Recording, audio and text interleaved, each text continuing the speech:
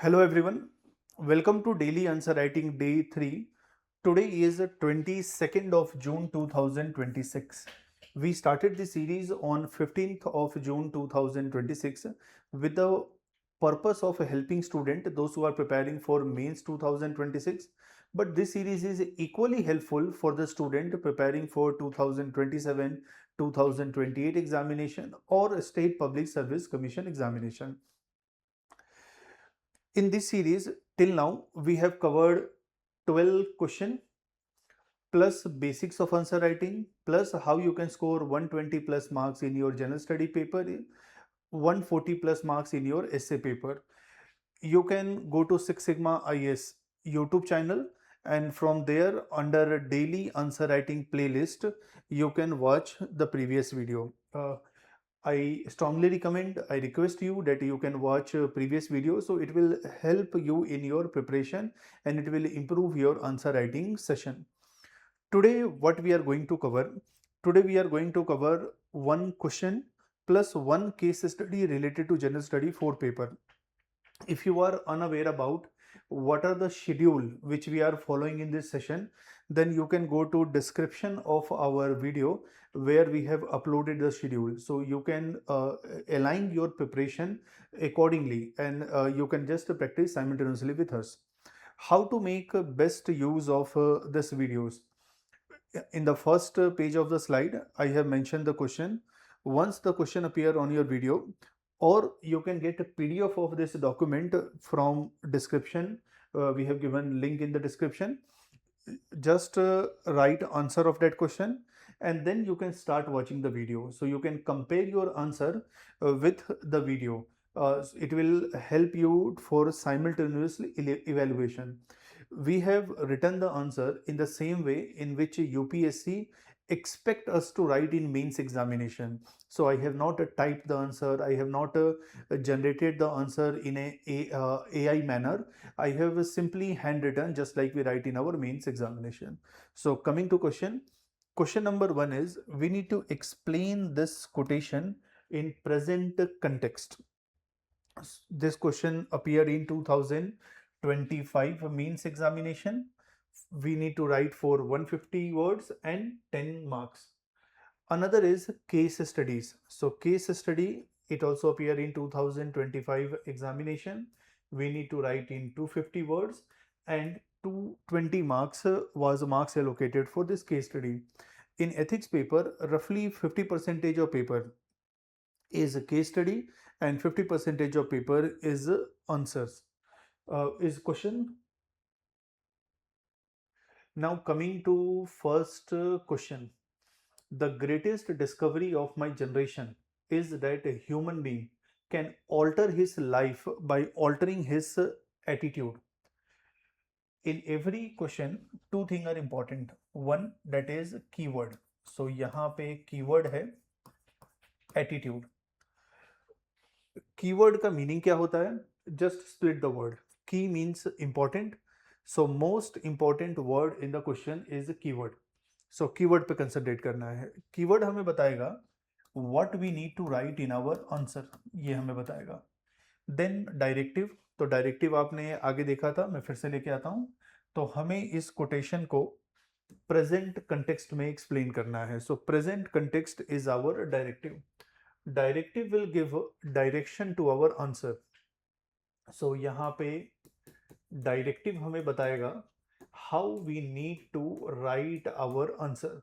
So we need to concentrate on case study. We need to concentrate. We need to concentrate on keyword and we need to concentrate on directives. दोनों important है. दोनों में से किसी एक के साथ जस्टिस नहीं करोगे, you will not get good marks. और फिर हम कंप्लेन करते हैं कि एग्जामिनेशन में तो हम सब कुछ लिख के आए, एग्जामिनर ने हमें मार्क्स नहीं दिया. एग्जामिनर का कोई पर्सनल दुश्मनी थोड़ी है आपसे कि वो आपको मार्क्स नहीं देगा. जब मैं क्वेश्चन को स्टार्ट करता हूं तो मैं ये एज्यूम करता हूं कि जो मेरा पेपर चेक कर रहा है उसको कुछ भी नहीं आता.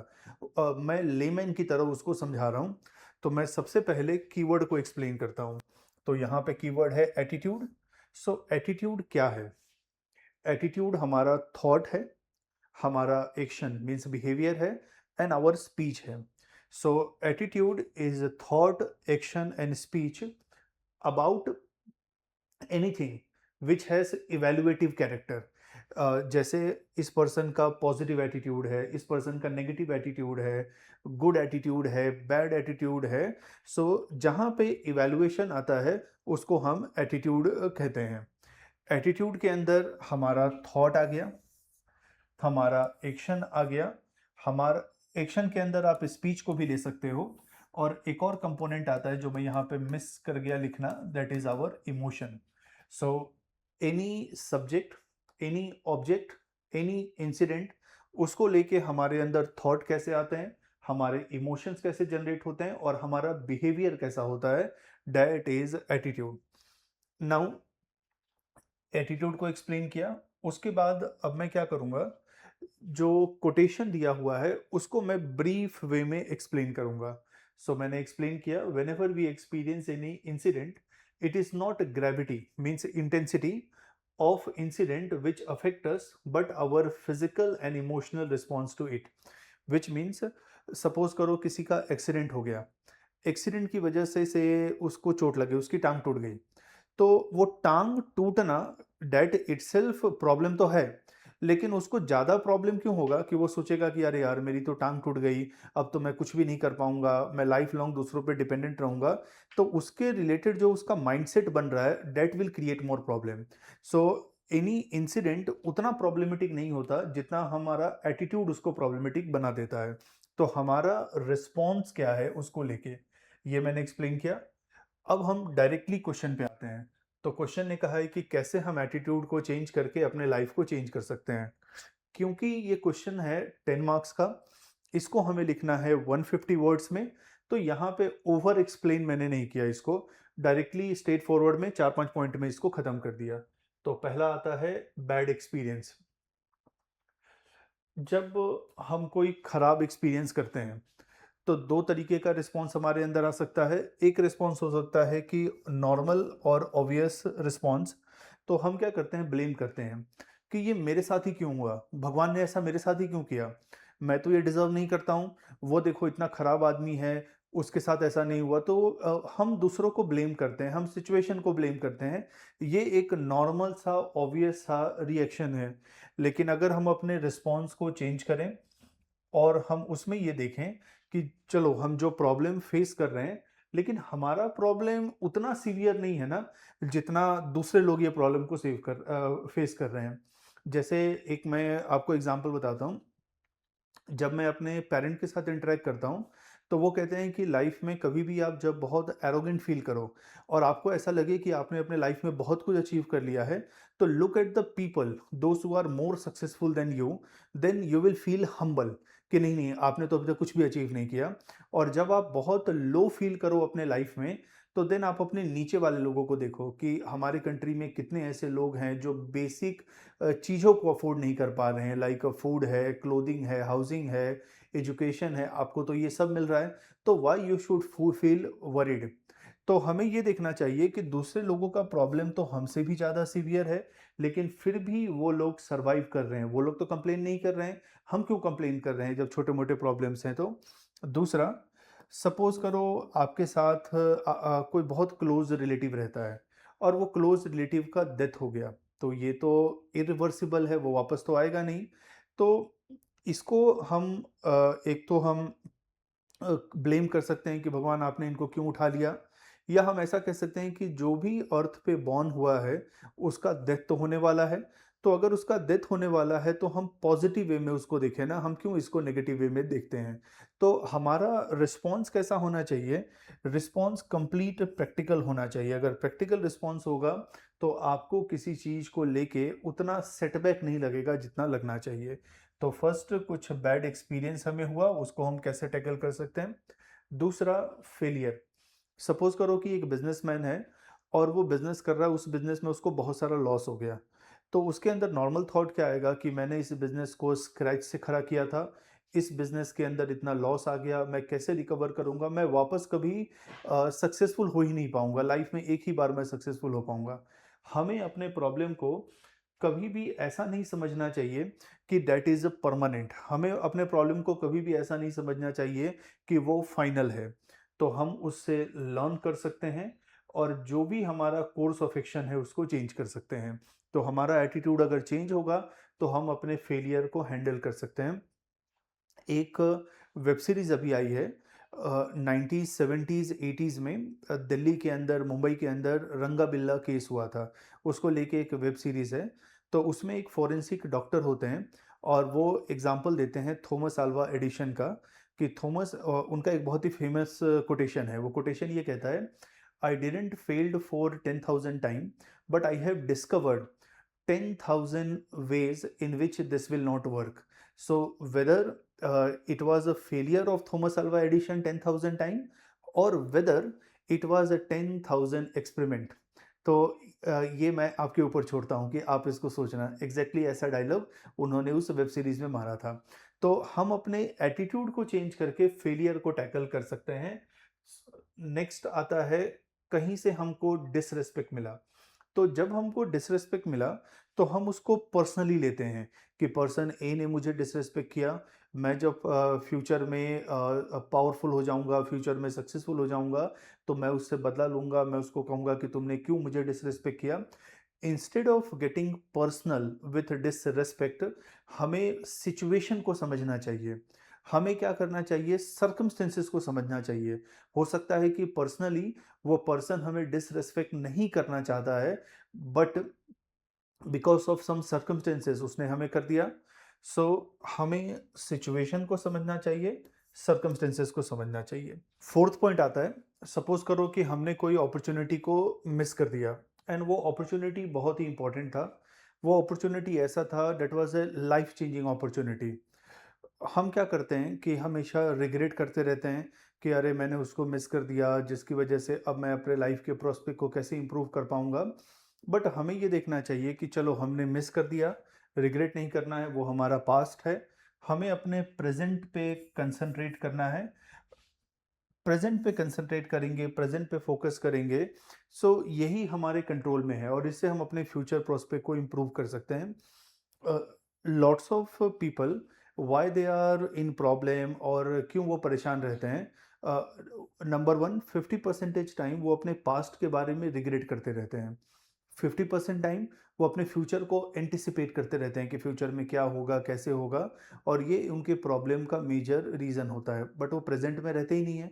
तो हमें प्रेजेंट में रहना चाहिए। प्रेजेंट में रहेंगे तो हमारा फ्यूचर भी सिक्योर होगा। पास्ट इज ए गोन, वो एक, यू कैन से, चेक है जो इन कैश हो गया। You can not do anything about that thing. So question का meaning, we can change our life circumstances by changing our attitude. मैंने 4 पॉइंट लिख के उसको एक्सप्लेन किया है। Remember one thing, whenever you are not able to convince anyone with your argument, try to give as many as example. उससे आप अच्छे से कन्विंस कर सकते हैं।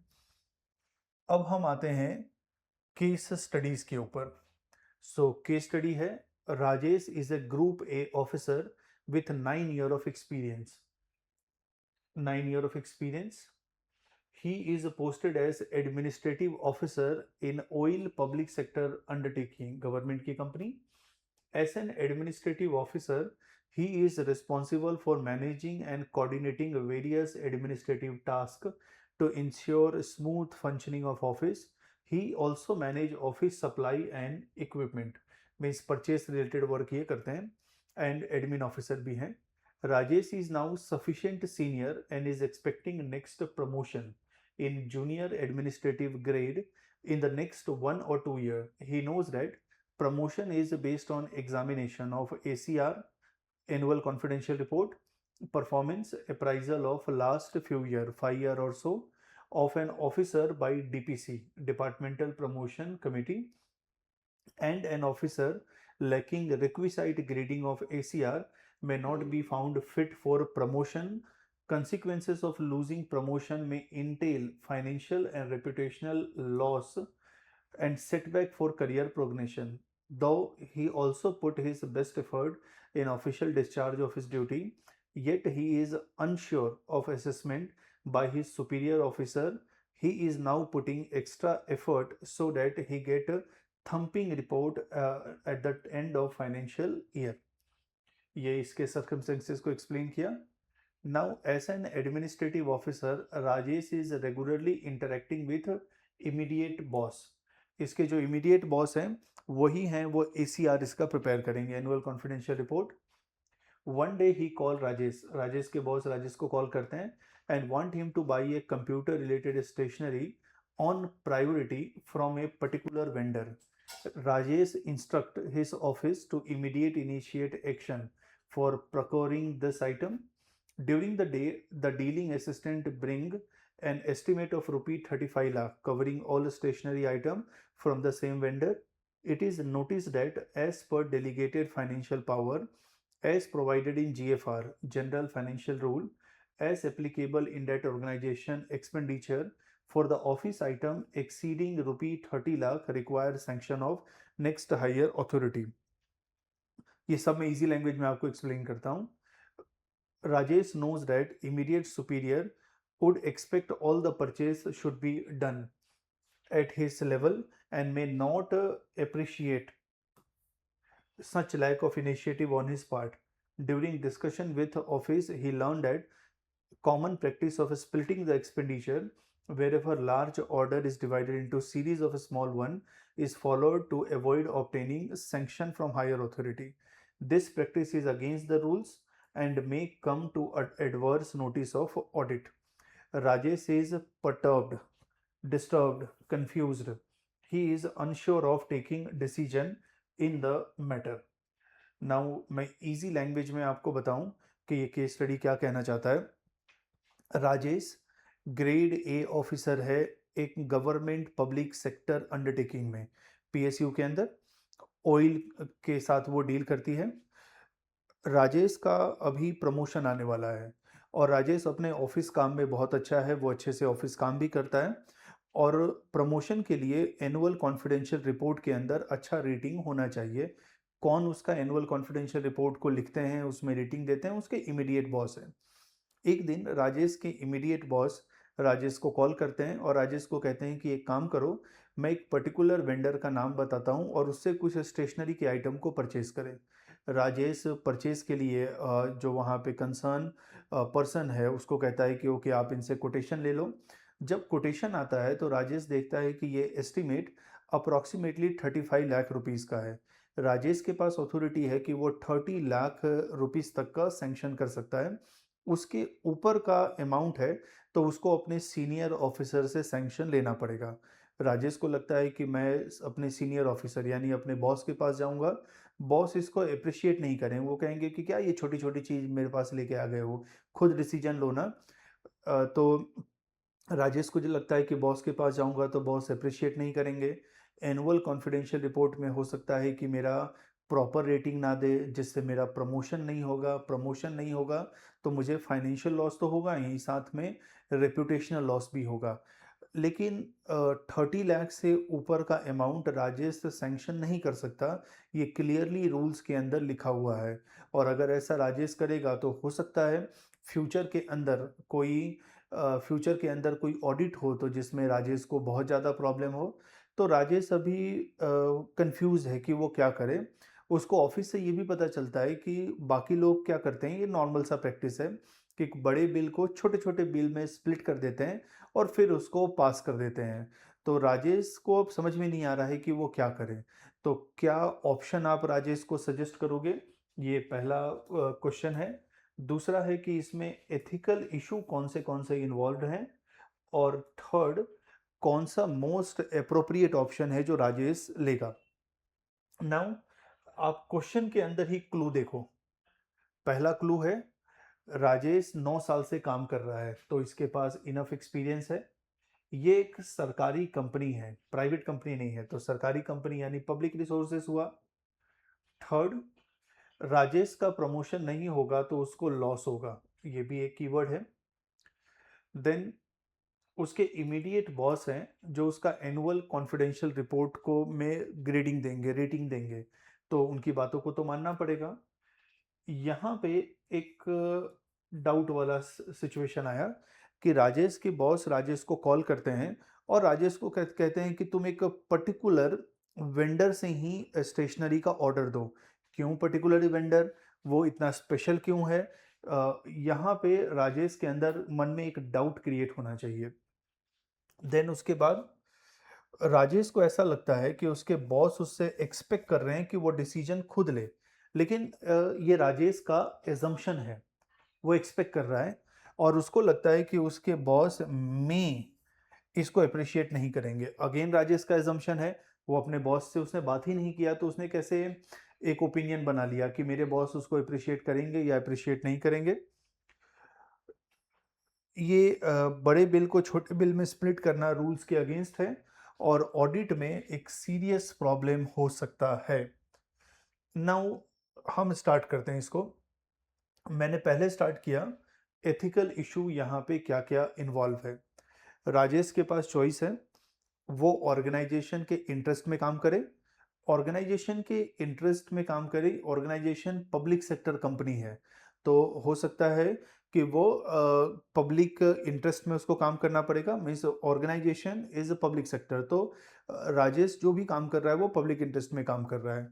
तो उसके पास चॉइस है कि क्या वो अपने पर्सनल बेनिफिट के लिए काम करे या फिर ऑर्गेनाइजेशन के इंटरेस्ट के लिए काम करे। पर्सनल बेनिफिट, इससे उसका प्रमोशन हो सकता है। ऑर्गेनाइजेशन का बेनिफिट, ऑर्गेनाइजेशन के रिसोर्सेज बच सकते हैं। वर्किंग फॉर पर्सनल बेनिफिट और फॉलोइंग रूल्स फॉर ऑर्गेनाइजेशन और पब्लिक बेनिफिट। सो राजेश यहाँ पे अपने इमीडिएट बॉस के ऑर्डर को कंफर्म करे और कहे कि ठीक है, आप जैसा बोल रहे हो मैं करूँगा, मेरे को फ़र्क नहीं पड़ता कि ऑर्गेनाइजेशन का फ़ायदा हो नुकसान हो।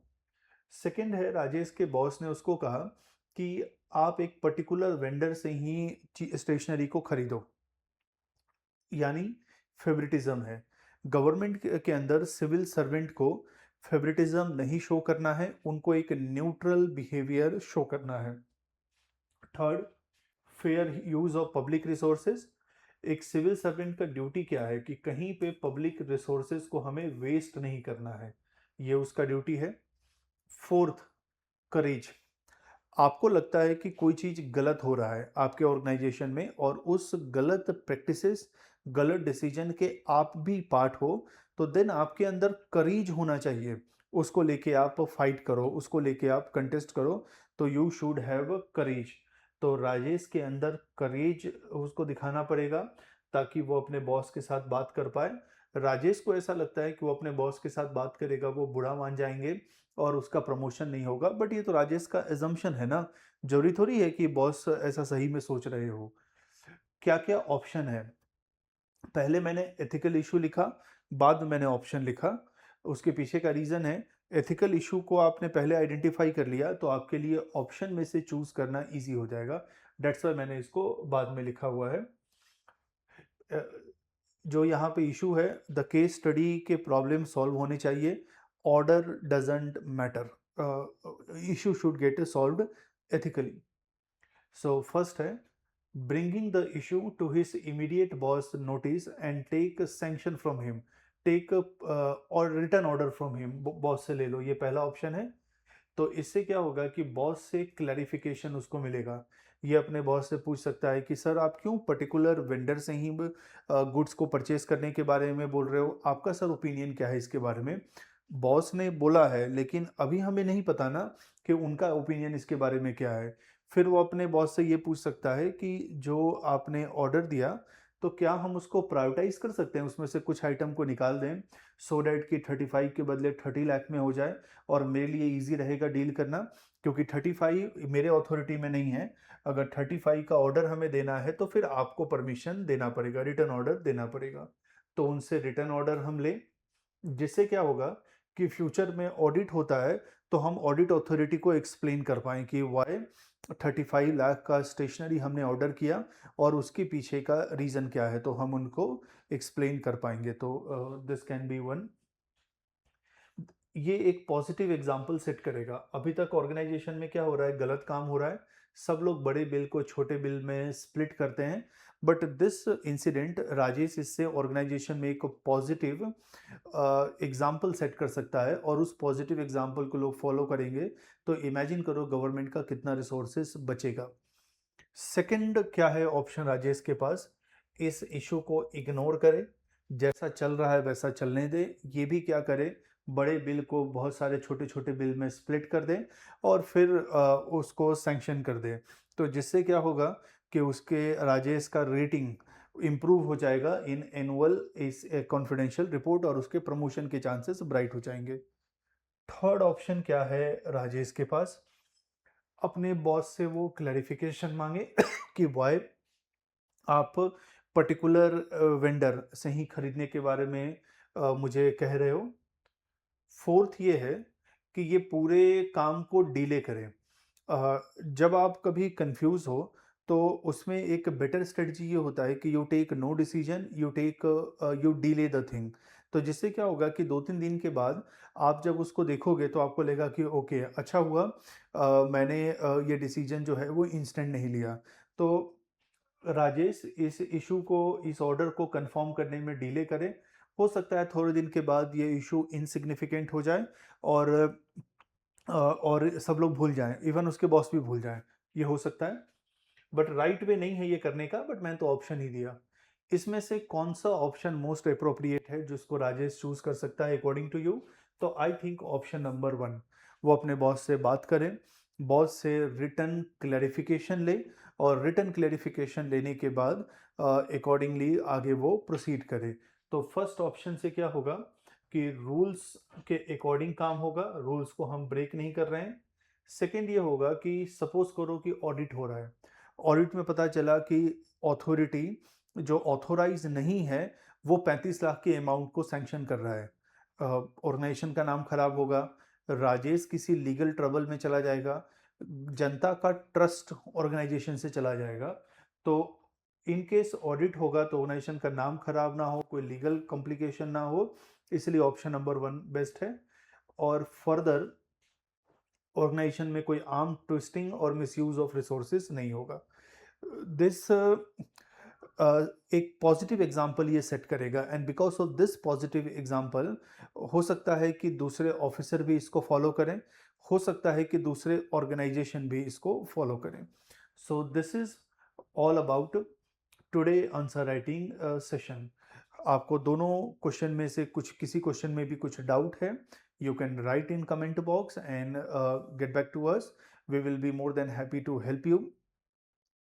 uh, just remember one thing, if you want to clear UPSC examination, one of the most crucial and one of the most difficult part of examination is to write answer, is to practice answer writing. So उसके related to A to Z, any doubt you have, you can come to us and we will be more than happy to help you. So in Six Sigma organization, we have two type of course. One course is a foundation batch and another course is a mentorship batch. So you can go to our website and see the description of both the batch और उसको आप join कर सकते हैं। और आपको further हमारे batch के बारे में डिटेल चाहिए तो you can contact us. Thank you and good luck.